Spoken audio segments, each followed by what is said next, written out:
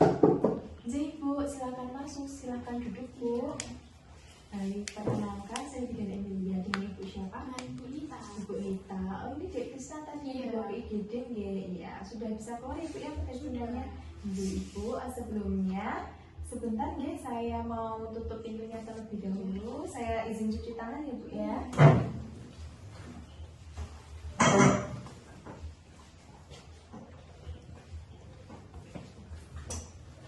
Iya Dek Krisna. Iya, suhunya bagus ya Bu ya.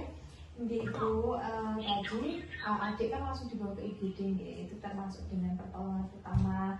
Nanti kita akan menjelaskan lebih lanjut kaitannya dengan pertolongan pertama, kemudian jenis dari cedera itu apa saja seperti itu ya. Apakah Ibu bersedia Bu? Bersedia baik. Jadi pertolongan pertama merupakan perawatan yang diberikan secara langsung kepada orang terluka atau penyakit yang tiba-tiba.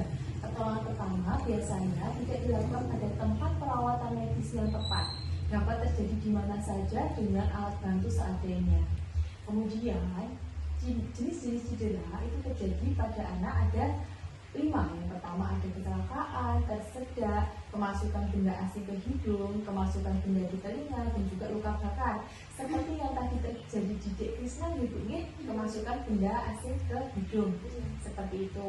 Kemudian pertolongan pertama pada anak yaitu yang pertama tadi kecelakaan ya Bu ya. Yang pertama jatuh jika terjadi memar, kompres dengan air dingin atau es untuk mengurangi lebam dan menghentikan perdarahan yang terjadi. Untuk menghilangkan nyeri dapat diberikan obat anti nyeri jika memar semakin parah dan terjadi di bagian kepala rawan seperti itu. Kemudian jika parah itu bisa dibawa ke rumah sakit. Kemudian jika terjadi luka harus dibersihkan dan segera dihentikan perdarahannya. Membersihkan luka dengan menggunakan cairan steril. Sedangkan untuk menghentikan perdarahan, lakukan dengan cara menutup luka dengan kain atau kasa, kemudian memberikan tekanan. Jika terjadi patah tulang, buka dan periksa area yang cedera. Beban setiap luka terbuka, balut dan bidai area yang cedera. Cari pertolongan medis atau segera bawa ke rumah sakit, Ibu.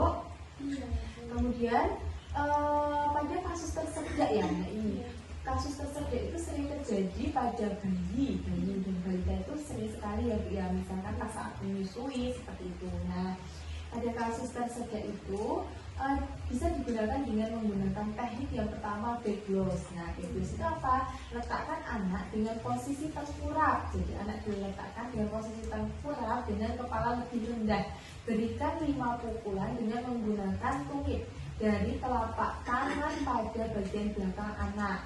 Kemudian yang kedua yaitu Heimlich maneuver bila teknik yang kedua yaitu Heimlich maneuver bila obstruksi masih tetap terjadi, berbalikan ke belakang anak dan lingkarkan kedua lengan mengelilingi badan anak.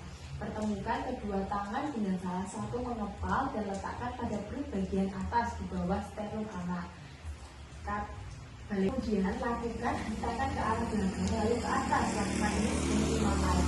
Bila obstruksi masih tetap, evaluasi bagian mulut anak. Apakah ada bahan obstruksi atau benda asing yang bisa dikeluarkan? Jika tidak berhasil, segera bawa ke rumah sakit.